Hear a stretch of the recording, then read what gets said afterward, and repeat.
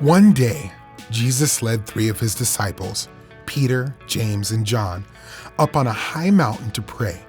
The disciples fell fast asleep. As Jesus prayed, his appearance suddenly changed. His face was shining like the sun, and his clothes were as white as the light.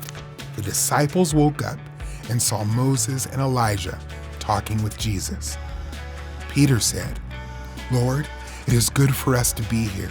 If you want, I will set up 3 tents here, one for you, one for Moses, and one for Elijah." While Peter was still speaking, a bright cloud suddenly covered them. A voice from the cloud said, "This is my beloved Son, with whom I am well pleased. Listen to him." The disciples heard this and fell face down. They were terrified. Jesus came up and touched them. "Get up," he said. "Don't be afraid." When the disciples looked up, they did not see Moses or Elijah anymore. They only saw Jesus. As they were coming down the mountain, Jesus said to them, "Don't tell anyone what you saw until the Son of Man is raised from the dead." The disciples did not tell anyone, but they wondered what Jesus meant. They asked him, "Why do the scribes say that Elijah must come before the Messiah comes?"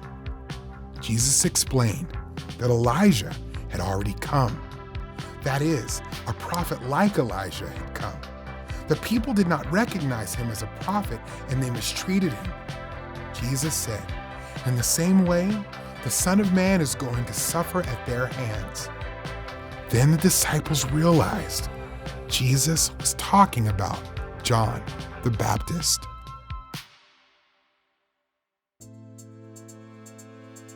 Jesus showed his glory to Peter, James, and John.